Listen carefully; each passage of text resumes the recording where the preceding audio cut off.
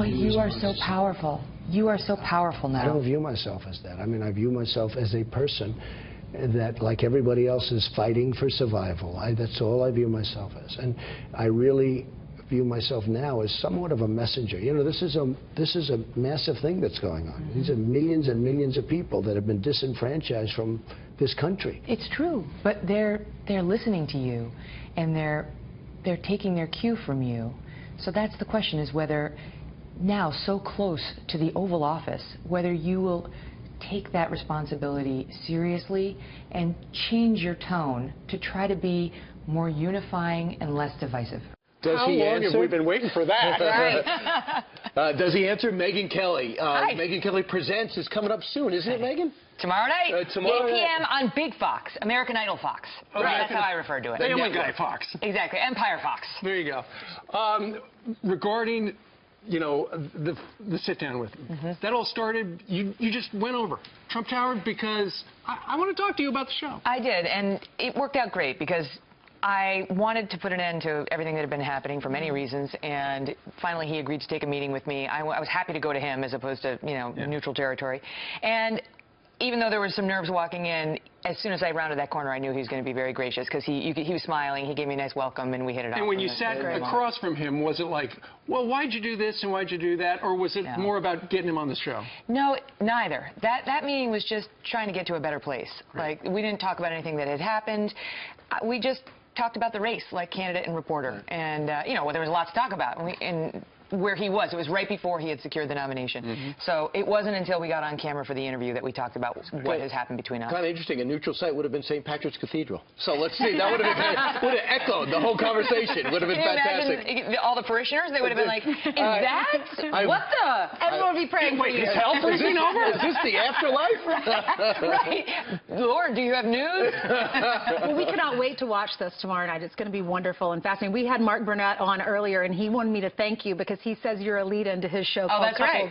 Oh, I hope it works out. You know, I'm not thinking about it in terms of ratings, though, honestly. As you know, we all have day jobs. We have very good day jobs, right? I mean, that's how I make my living.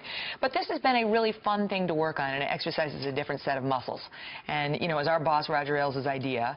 And it's been a pleasure to do longer form interviews in a different kind of setting and have time to actually interview, right? To give the person a chance to be introspective. A lot of people don't know this, but sometimes Megyn Kelly will call me around 3 and say, what should I lead with? And I don't like to reveal this. You don't mind that I said this?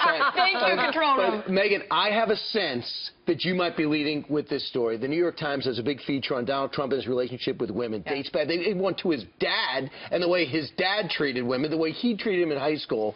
One of those women joined Ainsley earlier, and here's what she said about how she was portrayed in that, in this New York Times story. Let's listen. It was very upsetting. I was not happy to read it at all. The New York Times told us several times that they would make sure that my story that I was telling came across. They promised several times that they would do it accurately. They told me several times, and my manager several times, that it would not be a hit piece and that my story would come across the way that I was telling it, and honestly, and it absolutely was not. They did take quotes from what I said, and they put a negative connotation on it. They spun it to where it appeared negative. I did not have a negative experience with Donald Trump. He was very gracious. I saw him around all types of people, all types of women. He was very kind, thoughtful, generous. You know, he was a gentleman. Hey, wait a minute. That's not what we read in the paper. This is one of the intriguing things about Donald Trump, one of the many intriguing things about him.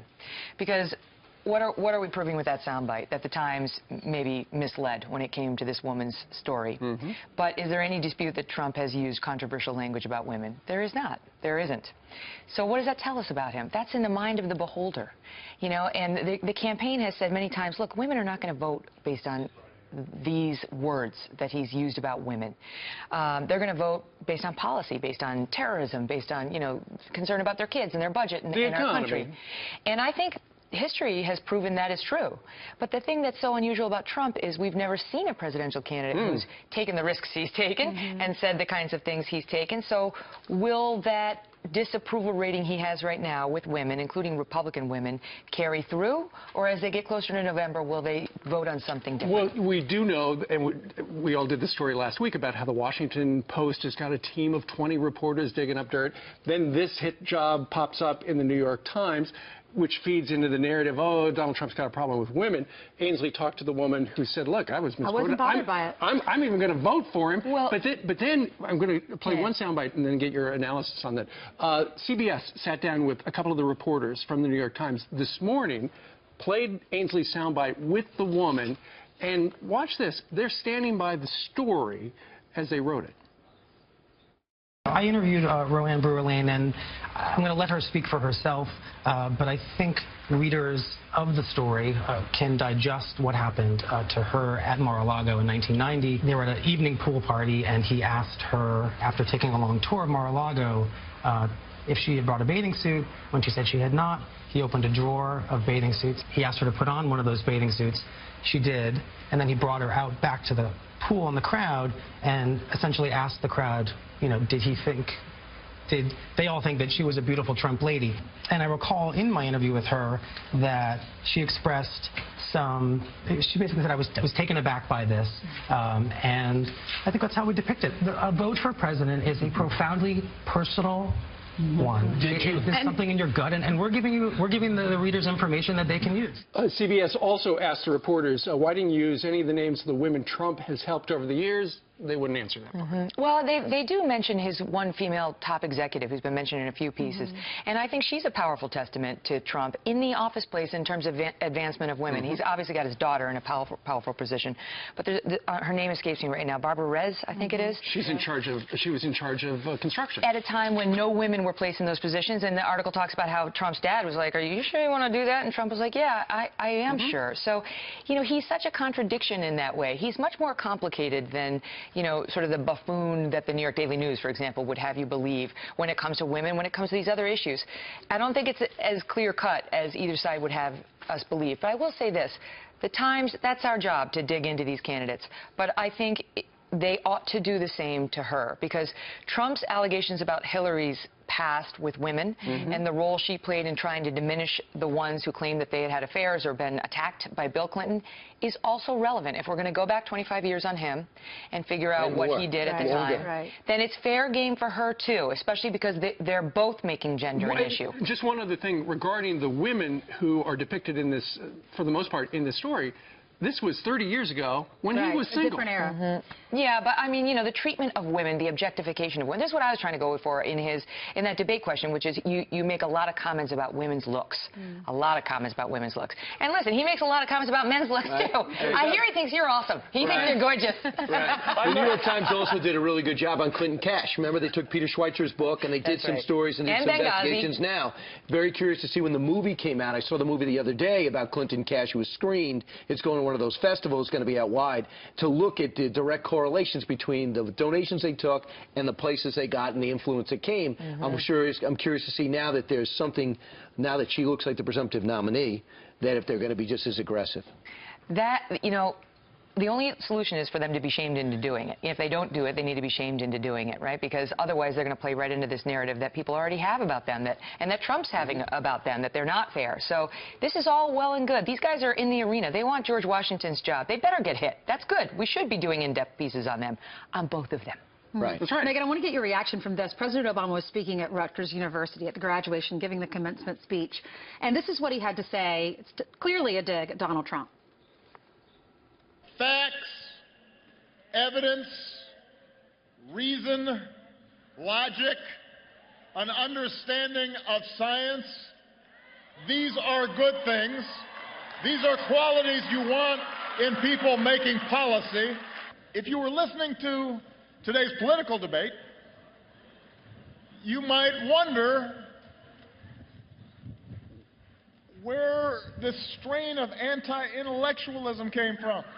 So class of 2016, let me be as clear as I can be. In politics and in life, ignorance is not a virtue. I know when he was talking about the wall, he was taking a dig at Trump, but generally, I think there were a lot of digs at Republicans. The anti-intellectualism thing is so alienating. There's no reason to go there. That is such a turnoff to the people who you mean to convince, right? Isn't the goal to bring more people into the fold, to have them listen to you? As soon as you insult them by telling them they're racist, they're bigots, they're anti-science, they're stupid, you think that encourages dialogue? The other thing I thought was interesting about the president's remarks was that he went off on what I call Cupcake Nation, which I was like, yes, right on. I love that, too. All the cupcakes at the universities who need safe spaces for anything that sounds different from what they're used to hearing, meaning conservative thought, which is great. I love that. However, where's President Obama been on Fox News for the past 8 years? Right? If you want to encourage dialogue with people who don't think exactly like you, why hasn't he spent more time over here in this wheelhouse and been challenged by people who may see the world differently? It's not like he can't handle it, but you got to live it. If you really believe it, you should live it. So welcome to the Kelly File, Mr. President. So, Megyn, who else is going to be on your special? So we've got Laverne Cox, who is right in the middle of everything right now. She's the first transgender superstar, and as you know, this has become a big issue in the bathrooms and all that. So we talk about that. Also, Robert Shapiro, O.J.'s first defense lawyer, the guy. This is amazing because I asked him what O.J. whispered in his ear the moment after the not guilty verdict, and he told me. Oh, good. And Michael Douglas, who all the tabloids say is dying, I'll ask him about it. Fantastic. Okay, we're going to be watching Megyn Kelly Presents tomorrow night on Big Fox. I'm so proud of you. on the Big Fox. I'm so proud of you. You're doing so well. I walk in my drugstore, every magazine has you on the cover. Oh, wow. It's amazing. Okay, was it my left side? My left side is my better side. Both sides are perfect. Right back at you, love. Thanks for having me, guys.